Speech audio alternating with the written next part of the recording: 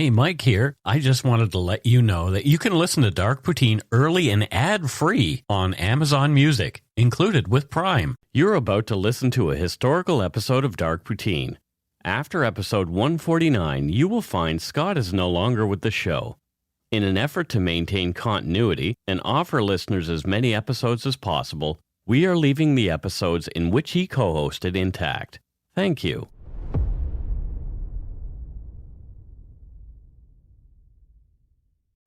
Welcome to Dark Poutine. I'm Mike Brown, creator and host.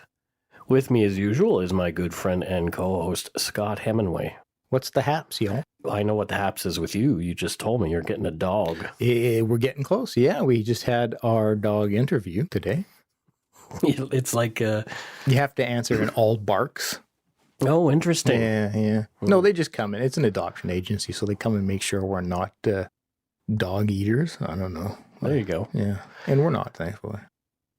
Let's get to it. Dark Poutine is not for the faint of heart or squeamish, as our content contains mature themes, harsh language, and graphic descriptions of violent crimes. Listener discretion is strongly advised. We are not experts on any of the topics we present, nor are we professional journalists. We're just two regular Canadians interested in the darker side of Canadian history. This episode is the highest profile case I think we've covered to date, and it will be part one of two. It might be well known to some of our listeners in the United States. We're talking about a Canadian-born serial killer, Keith Hunter Jesperson, also known as the Happy Face Killer. That sounds familiar, the Happy Face Killer. Yeah. An extra caution, although we try to avoid a lot of detail, the subject of this story was cruel to animals as well. We have to mention some of these events as they are integral to his story and motivations, but I left a lot of detail out for sure. Yeah, probably for the better. Put on your toque, grab yourself a double-double and a Nanaimo bar. It's time to scarf down some dark poutine.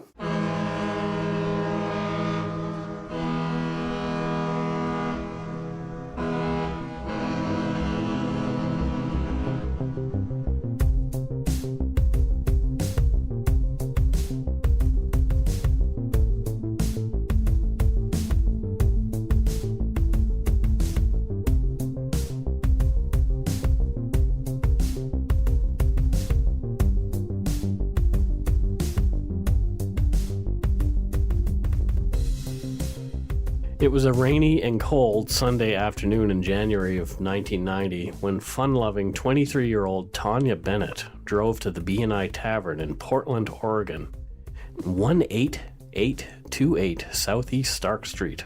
It was one of her favorite places to hang out with friends and meet guys to party with.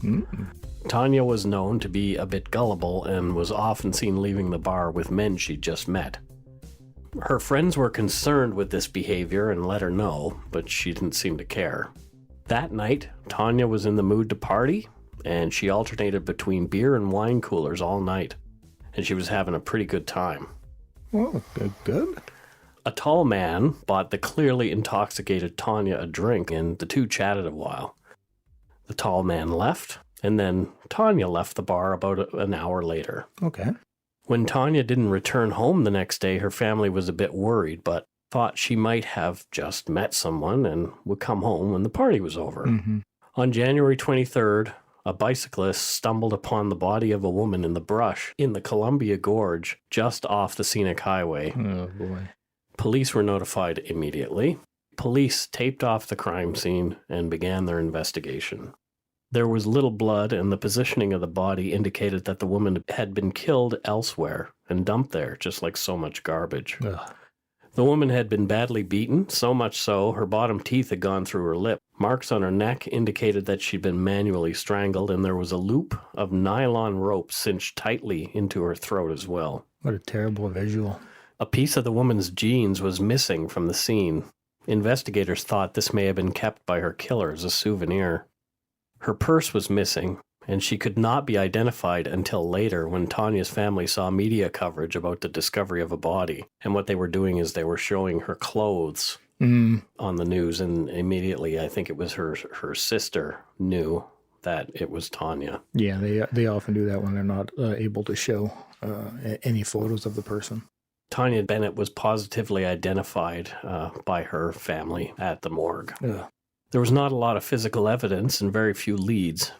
As the weeks went by, police used press coverage of the case to appeal to the public for help solving Tanya's death. On the 5th of February, a 57-year-old woman named Laverne Pavlinac came forward. She was implicating her abusive alcoholic common-law husband of 10 years, 43-year-old John Sosnovsky, in Taunja Bennett's death. Laverne, it seemed, had lots of information about the case. Cops decided to investigate the allegations thoroughly, as this was the first good-looking lead they had. Yeah, good. Laverne claimed she had the piece of missing denim from Tanya's jeans. Whoa. At first, Laverne's story sounded flimsy, but they listened anyway. The denim did not match the jeans worn by Taunja, but Laverne was insistent that John Sosnovsky committed the crime. Police interviewed John Sosnovsky and found his behavior suspicious. They asked him if he would submit to a lie detector test. John Sosnovsky agreed and took the test. He showed signs of deception during the polygraph, which deepened their interest in him, but there was no actual proof connecting Sosnovsky to the crime, other than what Laverne had said. At her request, police interviewed Laverne again. This time, she said she wanted to come clean. Laverne claimed that she had been present at the rape and murder of Taunja Bennett. Oh, wow. This changed things considerably, I'd say. because she says she's an eyewitness. Yeah. Cops drove Laverne out to the area where Tanya's body had been found, and without prompting, Laverne was able to point to the spot directly, Okay. although she was unable to lead police to Tanya's missing purse. Evidence was turned over to the Multnomah County Deputy District Attorney, who ordered Laverne Pavlinac and John Sosnovsky arrested for first-degree murder of Taunja Bennett. Fearing the death penalty in February of 1991, Sosnovsky pled guilty and was sentenced to life behind bars. Laverne, who thought she would receive a much lighter sentence for cooperating, was also tried. She was found guilty, but not before her lawyer attempted to bring a note that had been written on a truck stop's bathroom wall into evidence. Okay. It read, "I killed Taunja Bennett in 1990 in Portland. I beat her to death, raped her, and I loved it. Yes, I'm sick, but I enjoy myself too. People took the blame, and I'm free." And it was signed with a smiley face. Wow. Okay. Wow. In a bathroom. Yeah, truck stop. Trucks. Yeah, well, of course. The judge denied the note's entry into evidence, citing it as hearsay. Yeah, I mean, I get it. Yeah. Laverne was found guilty of her participation in Taunja Bennett's death and was sentenced to life with the possibility of parole only after serving 10 years. This is intriguing so far. Right away, Laverne began to recant her story, claiming she made it up to get rid of her abusive common-law husband. Oh, okay. A fan of Matlock and an armchair detective, she said... I know. She said she had put everything together by way of media reports on the case. Now, I know you have a connection to Matlock, Scott, so that's why I'm kind of giggling. Well, yeah. Well, I have older parents. Yeah. I mean, enough said. Have you told the Matlock story on this podcast? I don't think so. I don't think so. The time when we were out at Halloween and my parents were watching, they were at my house to hand out candy, and we were coming back to my house and we were outside. Yes. Outside. Not inside. Outside, walking past my house. And we could hear Matlock blaring from inside. Yes. I think Dad's a bit hard of hearing, and stepmom too. So, we came inside and lo and behold, Matlock is like 97 volume. We're not laughing at this case. We're laughing at that situation. Yeah. And, it's good to see Matlock still out there solving crimes. Exactly. All of Laverne's claims, obviously, fell on deaf ears as that of a convicted murderer lying to get out. Although unknown to authorities, the author of the note in the bathroom was a man named Keith Hunter Jesperson. He was the real killer, and Pavlinac and Sosnovsky going down for his crime made him feel invincible. Yeah, and it's interesting.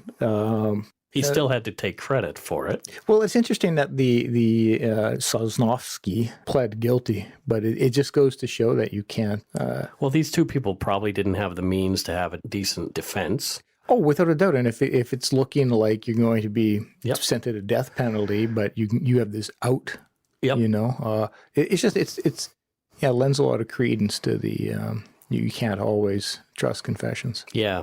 Keith Hunter Jesperson was born on April 6, 1955, just down the road from the lumberyard here in Chilliwack, BC. His parents were Les and Gladys Jesperson. He was the middle child with 2 sisters and 2 brothers. Jesperson would later claim that he had an unhappy childhood and suffered violence and psychological abuse at the hands of his father and his paternal grandfather, Arthur, a burly blacksmith. Both men were alcoholics. You hear that a lot in these cases. Mm-hmm. There were signs of mental illness in the family as well. Arthur's brother, Keith's great-uncle, killed himself in a mental hospital by pounding a 3-inch spike into his head. Whoa! Right? Whoa! Les Jesperson, Keith's father, bounced from job to job at first, working as a blacksmith for a time, just like his dad, as well as trying his hand at welding, plumbing, and in logging camps. Les later started a few construction businesses, and at 28, he was elected the youngest alderman in Chilliwack's history at the time. Oh, wow.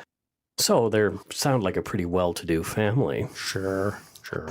Keith Jesperson claims there was no affection in their home, and the only love he got was from the family dog, a black lab named Duke. Which is a good dog name. Yeah.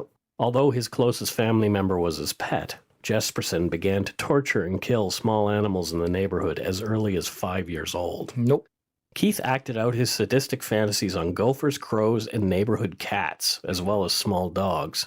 He claims his father knew of and even encouraged his atrocious behavior, bragging to his friends about his son's proficiency at dispatching pesky animals. Wow, so much wrong. So much wrong with that. This is from Keith's point of view, though, so we don't know how much of this is true. This is just what he said. Keith began to set fires, too, obsessed with watching them burn to nothing. He loved the sounds made by bugs he'd thrown into a campfire. He and another boy even set fire to an abandoned house, which burnt to the ground before fire crews could get there. Nice kid. Yeah, not a great start to this upbringing. Yeah, so already we have the 2 of the McDonald triad again. I'm just going to constantly assume he's a bedwetter. Everybody in here is a bedwetter. Okay. So, when Les had discipline to dole out, he administered it with a thick leather belt, and Keith was the recipient a lot. Keith longed for his father's attention, but his dad otherwise ignored him for the most part, giving attention to his other kids. When attention did come, it was in the form of wisecracks and derision while Les Jesperson was drinking. Les had a twisted sense of humor, too.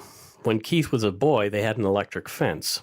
Keith wanted to know how you would know if it was working or not. I see where this is going. His father told him to piss on the fence, and the young Jesperson got shocked through his balls. I'm kind of laughing a bit here. Yeah, that had to hurt, though. According to Keith, Les roared with laughter, telling Keith it was a learning experience. Yeah, well, what did he learn? Not to pee on the electric fence. Just fences in general. Don't pee on fences. Fair enough. Keith's mother, Gladys, an extremely modest and large woman, nearly 6 feet tall, didn't fare too well either and was constantly ordered around by Les. Keith stood out right away, too.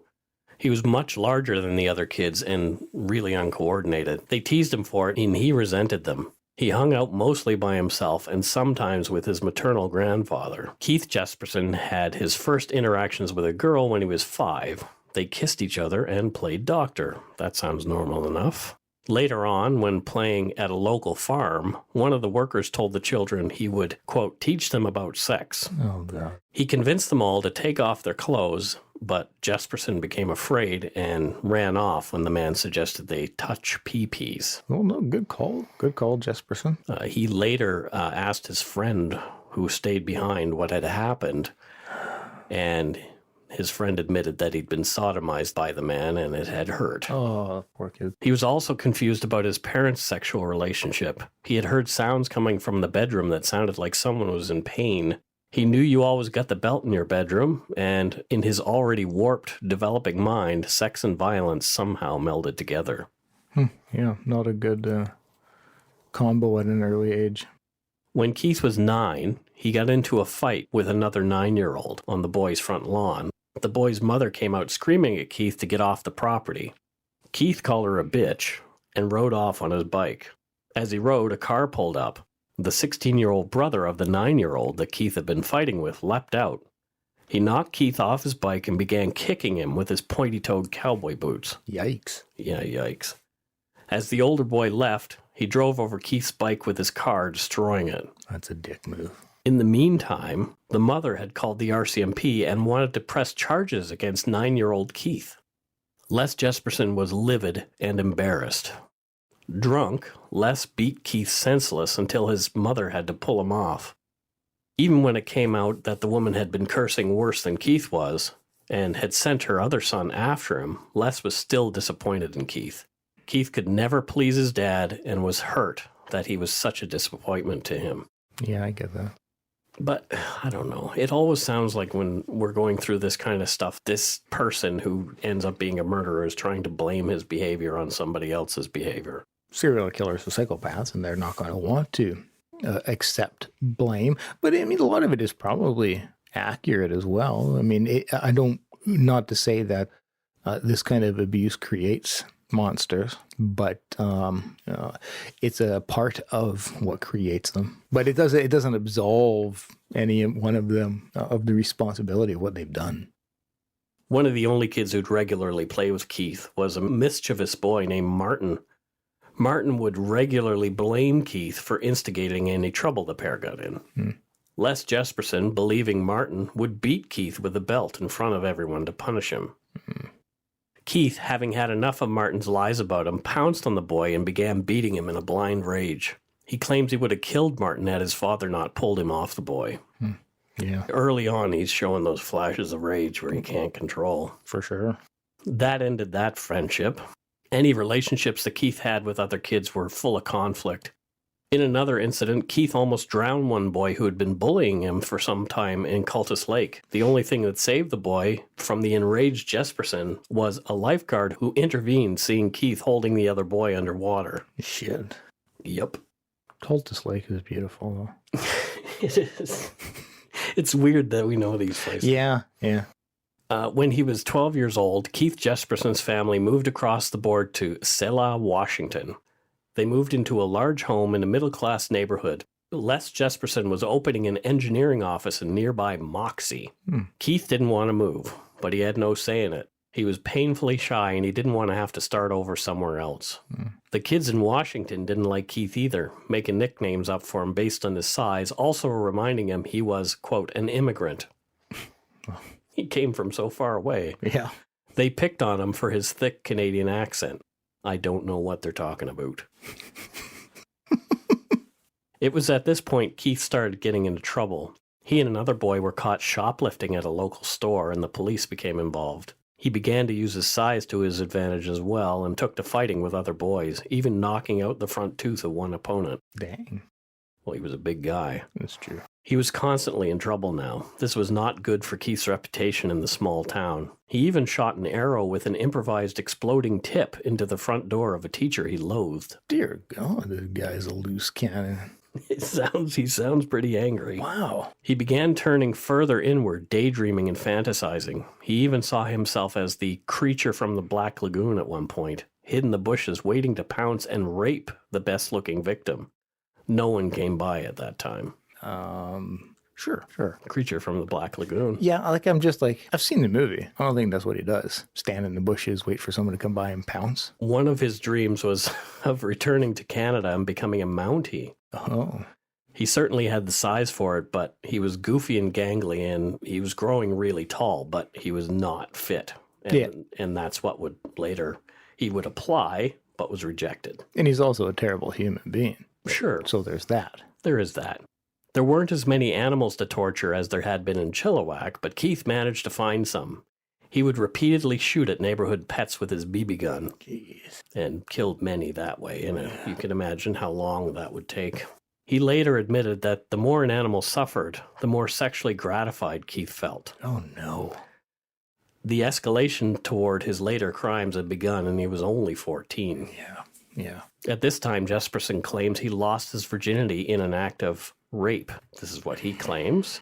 Interestingly, he says a female classmate raped him repeatedly, not the other way around, and he became obsessed with violent sex from that point on. Yeah, I don't... This is a weird one. This is a very weird one. Mm-hmm. He didn't drink much with the other kids because he was afraid he'd lose control and the real Keith would rear his head. He got into wrestling. The other kids teased him about not being able to reach the top of the rope that they had to climb in practice. Determined to make it, during one practice, Keith made it all the way to the top. The rope came out of the metal bracket in the ceiling, and Keith fell 25 feet to the hard gym floor. He cracked his head hard when he fell, but he had made it. It's not good for you. No, and head injuries at a young age are also another one of those indicators. Yeah, but he seemed to have gone off quite early. Well, this may have helped. Yes, it was. Exactly. Sure. It didn't knock anything back together. No. Keith got his first car and found some freedom and a love of speed and reckless driving. He also started heading off into the woods to kill animals with his .22 rifle to take the edge off. Oh my God. Duke, Keith's dog, was starting to slow down. Les made comment after comment about the dog getting old. Oh, I see where this is going. Les took Duke hunting with him and came back alone. He stated, "He must have got into some coyote poison, Keith. He was dragging ass. Didn't look good. I had to shoot him." Mm-hmm. Keith was devastated. The only living thing in the world that he believed that loved him unconditionally was gone. It's very strange that this guy loved an animal that much. But yet, by this point, had already killed many an animal. Many. Yeah, like I say, I left so many details out. If you want to read the details, I'll give you a book to read later on, but I'm not saying them. If you're looking for a smoking gun, I can absolutely guarantee you, you will not find it. In October 2001, a series of letters filled with a deadly powder called anthrax were dropped into the U.S. mail system. What started as an unprecedented case turned into an unsettling mystery. Who sent these deadly letters? And why? From Campside Media and Sony Music Entertainment, I'm Josh Dean, and this is Cover Up Season 4, The Anthrax Threat. Available now. Good.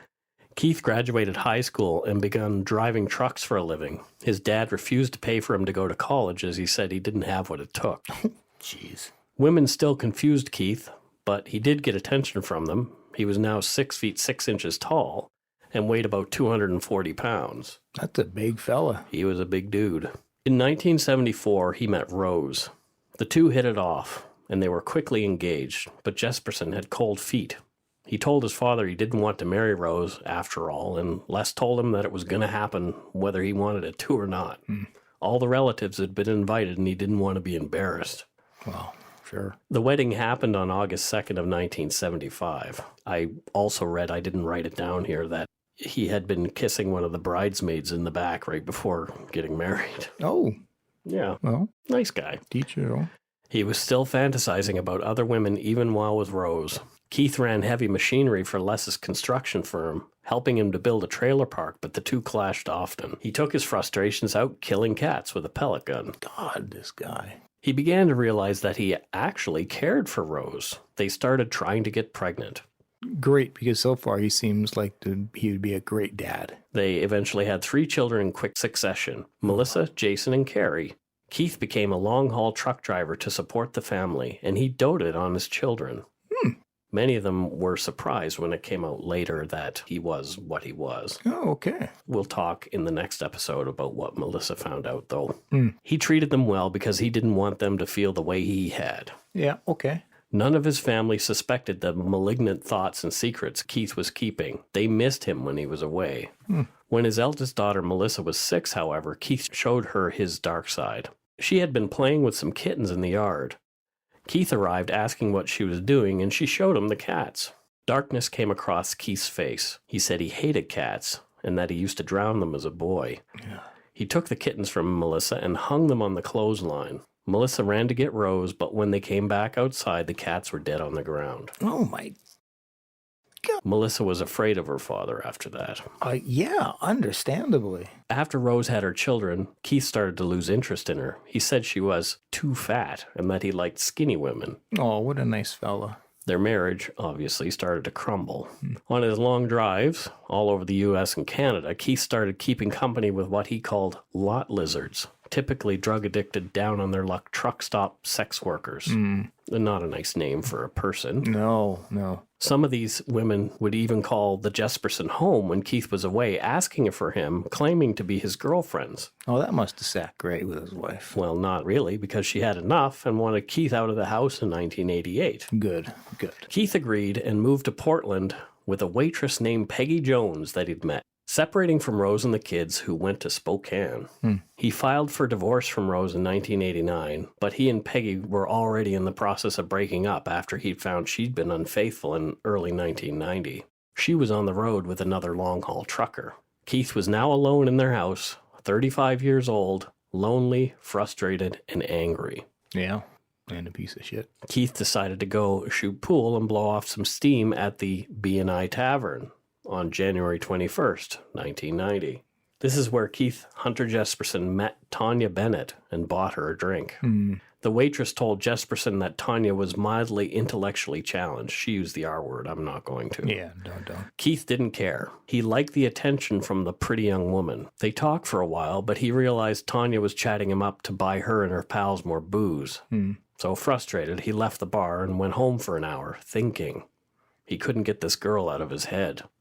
But he was angry, too. Yeah. Keith got back into his car and drove back to the B&I Tavern. As he pulled in, he saw Taunja coming out into the parking lot. He got out of his car, reintroduced himself, offering to take her for dinner, as it was around that time of day. Keith had been up for abducting the girl, but was surprised when she simply agreed to come along. Once they were in Keith's car, he showed her that his wallet was empty, telling her he had to drive back to his place to pick up some cash. He'd killed his cat earlier in a fit of rage, and thoughts of that were mashed together with fantasies of sex with Taunja. What a depraved head. Jesperson claimed he needed a few minutes to clean up before dinner and invited Taunja into his house. She agreed, leaving her purse and Walkman in the car. They entered the house, and Jesperson went into the bedroom to plot his next steps. From Jack Olson's book, I, The Creation of a Serial Killer, Jesperson said, "My mind was spinning. I thought about keeping her as my sex slave. I wanted total possession.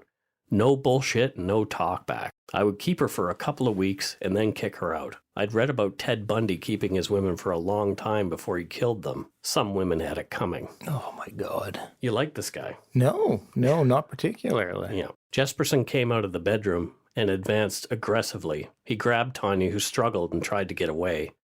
He claims that once she realized this was hopeless, she gave in and they had consensual sex. Well, that's not actually consensual, but sure. In his mind, it was. Well, yeah, I know, but yeah.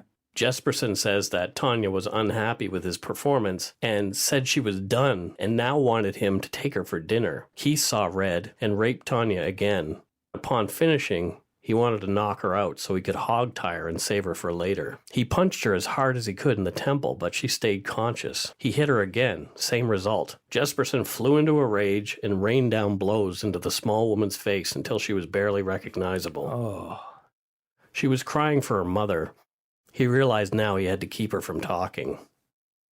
Keith wrapped his massive hands around Taunja's throat and squeezed as hard as he could for almost 5 minutes. She wouldn't die. Jesperson thought that throttling a human being to death was not as easy as they made it look in the movies. He knew the job was done when Taunja stopped moving and urinated on the floor where she lay. Jesperson got up and made himself a cup of coffee. Now what? Keith redressed Taunja after finishing his coffee.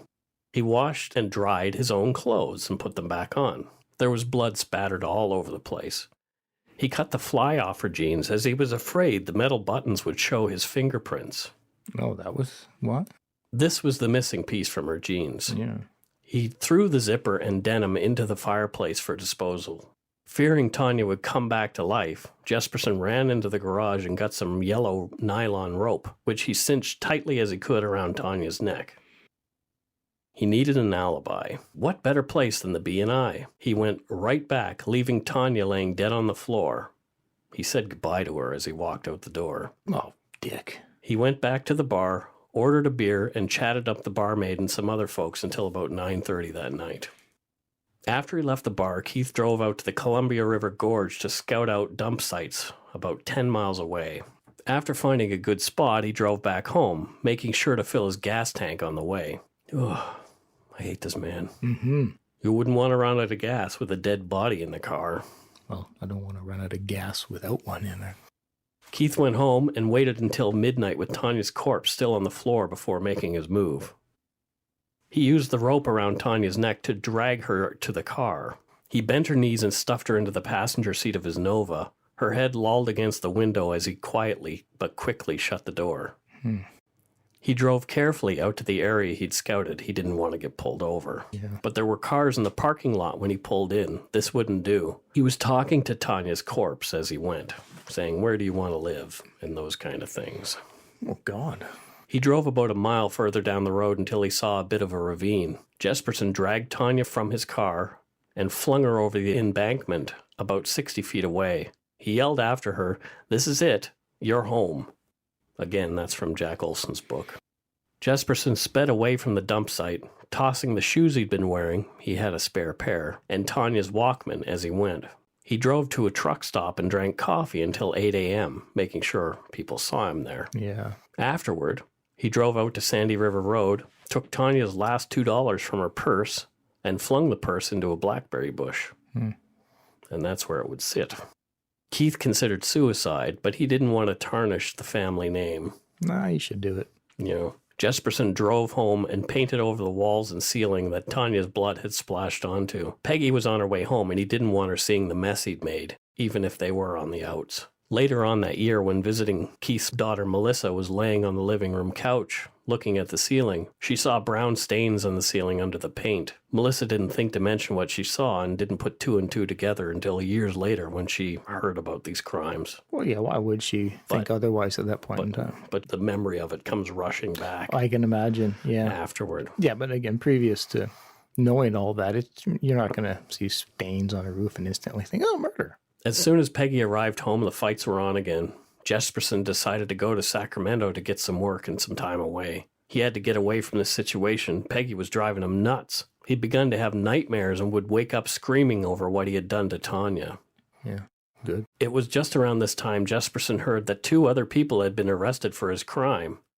He thought the heat was off, at least for a little while, but where do these 2 morons get off taking credit for his work? He thought, never mind, he'd let them take the fall for now, but this nagged at him. He was compelled to do something, so he wrote on a wall of a truck stop. And he wrote the "I killed Taunja Bennett" with the happy face that I mentioned above. Yeah. As he drove to Sacramento, Jesperson was thinking about kidnapping a sex slave or even killing again.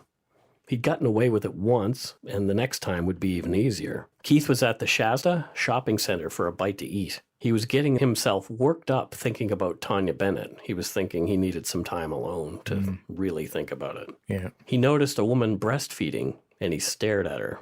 She saw him and asked him what he was looking at. Keith approached the woman and noticed she was drunk. They chatted for a while, and he told her his real name and where he was actually headed. Not sure what his motivation for doing that was. Yeah. Maybe he thought he'd be able to control himself if he knew she knew. Oh, that's a possibility. She'd been fighting with her husband and was drinking to drown her sorrows. Keith offered to buy her beer, and the trio left the mall to go to a more secluded spot to drink and talk. Everything about that little scenario doesn't make me comfortable. As their chat turned towards sex with the baby in the back seat, Keith began playing with himself, ultimately forcing the woman into performing oral sex. Jesus. The woman began to scream and struggle. Keith grabbed her in a headlock and tried mightily to snap her neck. He failed 3 times, unable to gain leverage in the cramped confines of the car. When the woman screamed for Keith not to hurt the baby, he came back to his senses. He'd never killed a child. He let go of the woman and got out of the car to clear his head. The woman got out of the car too, and she was about to run away, but Keith, now calm, apologized and convinced the woman to get back into the car. It was far too far to walk back to civilization. What an odd situation to be in her shoes. And she's drunk. Yeah. So she's probably not thinking very clearly. Drunk with a baby. Yeah. Far from civilization, but yet had just been pretty much raped and brutalized. Yeah. The woman got into the car, and Keith drove them back to the Shasta shopping center and dropped her and her baby off. As he drove away, he knew he'd made a huge mistake. Yeah. Keith knew he was in trouble when he pulled into the truck stop in Corning. Cops were there waiting for him. He was arrested as he was wanted for assault on the woman from Shasta. Yeah, well, you don't say. Yeah, because she'd gone and called the cops. Good. Immediately, Keith played Mr. Nice Guy, cooperating with the police as best he could without giving himself away. Keith said that the drunken woman had offered to perform oral sex on him for the beer. He said it was cramped in the car and he had never intended to hurt her. He claimed she was angry when he orgasmed too quickly. When asked why he thought the woman would have claimed Keith assaulted her, he said she probably needed some explanation for her husband, who was probably pissed off with her that she was so late. Oh, boy. Again, from Jack Olson's book, I, the Creation of a Serial Killer. Our two versions were close and only took off in opposite directions at the crucial spot where I tried to break her neck. But my story made more sense than hers. I said, if I was going to assault this woman, why would I tell her my name and who I worked for and where I was headed? All I wanted to do was grab some sleep and keep on driving. She was the one that wanted to make out. How would I find that lover's lane by myself? They took off the handcuffs, and I began to get the feeling that they were leaning my way. Hey, I said, if you had an easy chance to get lucky, wouldn't you? So guess what? Yeah, they let him go, didn't The they? cops bought his story. Yeah. However, the Corning cops said he had to go back to Shasta to talk to the detectives there. So Jesperson drove right back to Shasta and directly to the sheriff's department. Keith went over the same story with the Shasta sheriffs and went through the motions of showing them where everything had happened. They believed him too. Of course. Jesperson was released and told to watch out who he partied with. Wow.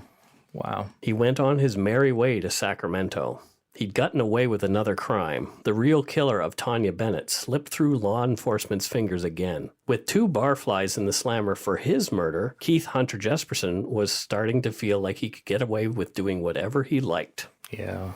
This was just the beginning of what would lead to the deaths of at least 7 more women at the hands of this Canadian-born maniac. Yeah, I would imagine that. I think he learned from that last one, don't let them live. Pretty much. Yeah. Next week, in part 2, we'll hear more about Keith Hunter Jesperson. Yeah. The happy face killer. Yeah. Wow. Yeah, because it gets worse. And it's pretty bad. It is pretty bad. It's pretty bad. I changed up the intro slightly. I'll be introducing things before we get to the intro music. I just feel like it flows better. Sure, let's do it. All right. We have some new patrons, as I mentioned.